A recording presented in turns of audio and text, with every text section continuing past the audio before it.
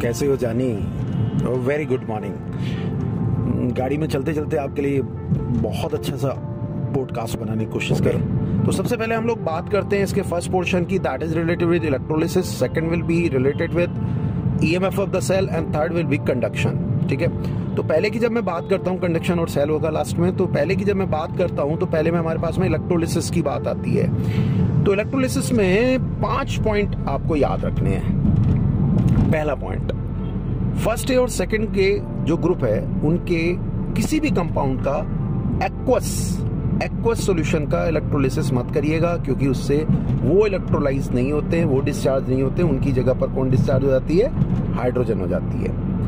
दूसरी बात, इलेक्ट्रोलिसिस करते समय जो इलेक्ट्रोड्स होते हैं वो आप, अगर हम कहते हैं इनर्ट इलेक्ट्रोड्स, तो इनर्ट इलेक्ट्रोड में केवल और इनर्ट इलेक्ट्रोड यूज करते हैं जब हम एक्वस मीडियम लेते हैं। तो इनर्ट इलेक्ट्रोड में हम यूज करते हैं प्लेटिनम, निकल, ग्रेफाइट, इनको यूज करते हैं, निकल, प्लेटिनम एंड ग्रेफाइट।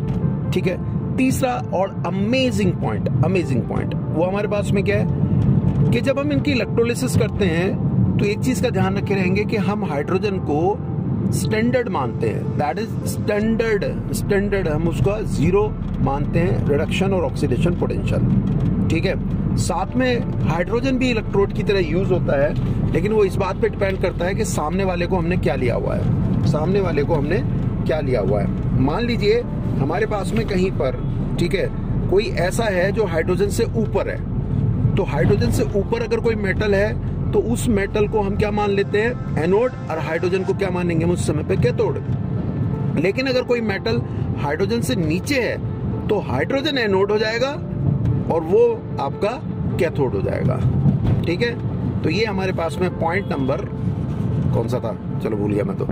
चलिए अब पॉइंट नंबर 3 पे आ जाते हैं। जब हम डिस्चार्जिंग करते हैं तो डिस्चार्जिंग में हमारे पास में जो सबसे ज्यादा इंपॉर्टेंट बात होती है, हमें डिस्चार्जिंग पोटेंशियल का ध्यान रखना पड़ता है। डिस्चार्जिंग पोटेंशियल में मतलब हमारे पास SO4 को करना बहुत मुश्किल है, फिर उसके बाद NO3, फिर CH3CO, फिर OH, ठीक है, फिर उसके बाद ClBrI, तो सबसे जल्दी I निकलता है। ठीक है, अब इसमें हमें एक चीज और इंपॉर्टेंट याद रखनी कि अगर OH माइनस को हम डिस्चार्ज करते हैं,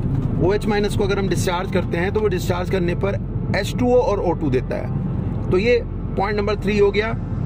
और इस पॉइंट नंबर 3 में सबसे इंपॉर्टेंट बात यह है कि जब हम ऊपर से नीचे की ओर चलते हैं,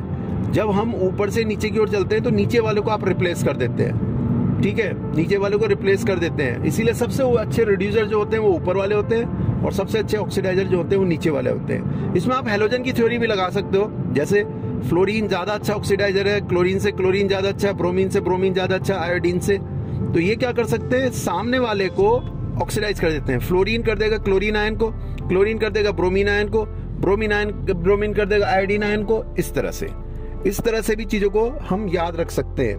तो ये इलेक्ट्रोलिसिस के बहुत इंपॉर्टेंट फंडे हैं जो आपको हमेशा याद रखने हैं। ठीक है, इसी तरह से आता है, हमने इसको इसमें डिप कर दिया, मान लीजिए उसने कहा आयरन को CuSO4 में डिप कर दिया, तो सिंस आयरन ऊपर है तो वो डेफिनेटली CuSO4 को हटा करके Cu बना देगा। ठीक है, Cu बना देगा। ठीक है, आपका क्या हो जाएगा, आयरन Fe+2 स्टेज में पहुंच जाएगा और Cu बन जाएगा आपका। इसी तरह से अगर हमारे पास में मान लीजिए फेरिक है या फेरस, कोई भी मान लीजिए, अगर Fe+2 वाला है और प्लस Cu है, तो Cu Fe+2 को Fe नहीं बना सकता। तो इन चीजों को थोड़ा बहुत जब पढ़ें तो ध्यान रख लीजिएगा कि क्या लैंग्वेज बोला, जो लैंग्वेज बोला उसकी इक्वेशन बना लीजिए रिएक्शन के तौर पे, आप चीजों को बहुत आसानी से सॉल्व कर देंगे। ठीक है, लेकिन एक चीज का याद रखेंगे, इलेक्ट्रोलिसिस केवल उन्हीं की होती है जो आयंस में ब्रेक हो जाते हैं। जैसे हमसे कहने लगा यूरिया, ग्लूकोज, इनकी इलेक्ट्रोलिसिस हो जाएगी कि नहीं, बेंजीन की इलेक्ट्रोलिसिस हो जाएगी नहीं, टॉलिन की इलेक्ट्रोलिसिस हो जाएगी नहीं, ये मैंने पढ़ाया आपको। ठीक है, तो आई होप आप ये 3, 4, 5 पॉइंट जो है इनको बहुत अच्छे से अपने आप में रिवाइज कर लेंगे।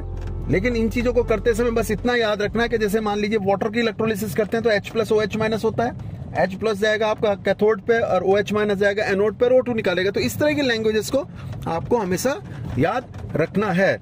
अब मुझे नहीं पता कितने पॉइंट्स हो गए, लेकिन मुझे ये पता 5 पॉइंट हो गए। इलेक्ट्रोलिसिस वाली मेरी कहानी खत्म हो गई है। इसमें फेराडे लगा करता है, फेराडे बराबर क्या होता है, equivalence is equal to Q/F करके लिया करते हैं। दूसरी बात हमारे पास में जो सबसे इंपॉर्टेंट ये है कि फर्स्ट लॉ के अकॉर्डिंग अगर हम बात करते हैं तो वेट प्रोपोर्शनल टू चार्ज होता है या मास प्रोपोर्शनल टू चार्ज होता है, इसलिए उसको आप मत भूलिएगा। तो होप सेकंड ऑडियो का इंतजार करिए, इसको निपटा दीजिए, बहुत कुछ अच्छा होने जा रहा है। Wish all the best. तूफानी करेंगे जानी, कुछ तूफानी करेंगे।